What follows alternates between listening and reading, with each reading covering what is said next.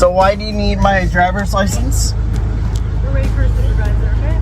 I understand. Why do you need my driver's license? Why? Yourself, like who you are. Why do you need to identify me? Sir, you're on airport property. That has nothing to do with anything. I'm parked.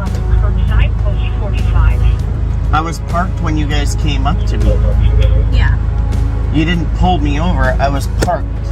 I see that you're recording. Of course I am, because you guys are asking me for my insurance, driver's license, and everything.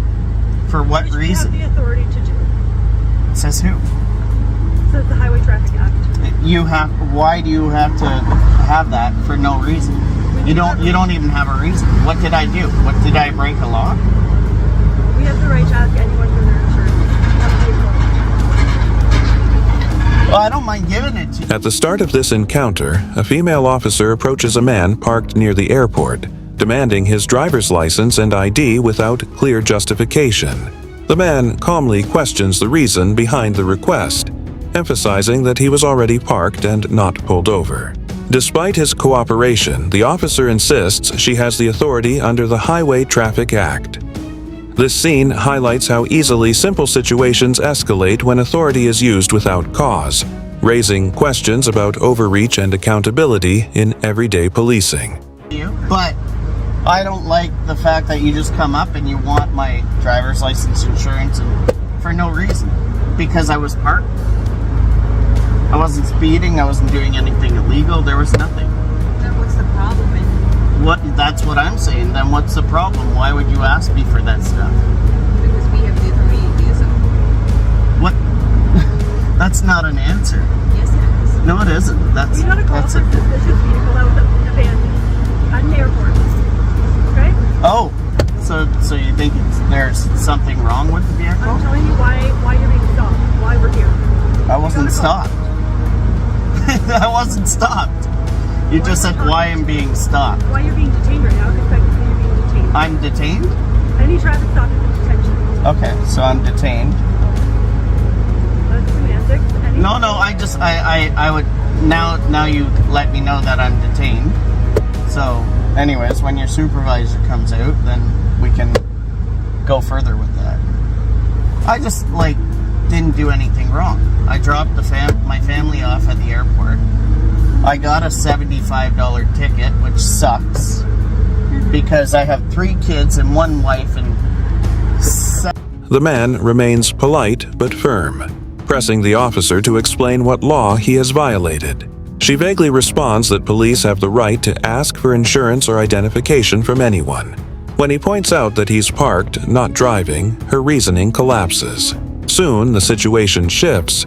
She admits he's being detained, calling it semantics. That moment changes everything. The man realizes this isn't a casual conversation, but an official detention, and calmly requests a supervisor to ensure transparency in the unfolding encounter. 7 luggages and 3 knapsacks to take in there. There's always an option to park your vehicle. No, there isn't, because there was the parking. I was going to do that, and the parking only goes to here. Right? This is too high for the parking. I was gonna pay the $14 or $20 to park it, and then go and be able to say goodbye to my family, but I couldn't even go in there, right? So I know you can say that, but it wasn't even an option for me. So. Anyways, I'm not filming you to be a dick. I'm just filming you because I want to know that I'm not going to be violated here. Perfect.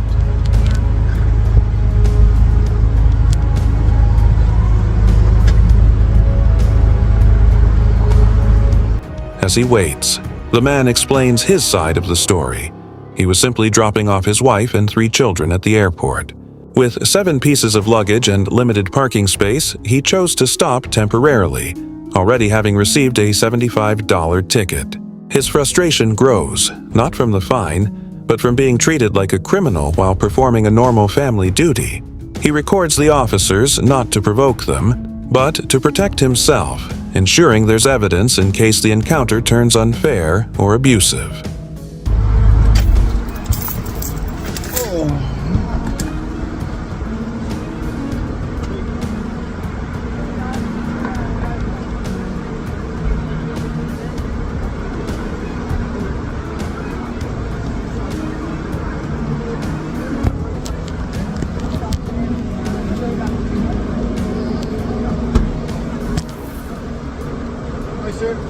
How are you doing today? Sir, how are you?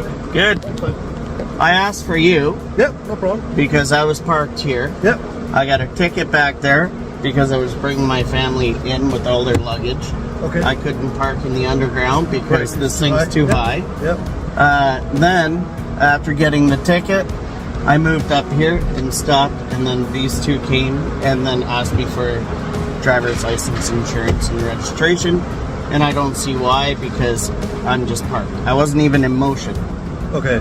So I mean, that's why I requested you, because I've done nothing wrong, broke no law, right. and then somebody's asking me for that. Okay, well, you are on private property. When the supervisor finally arrives, the man respectfully outlines everything that happened, from the parking ticket to the officer's sudden ID demand.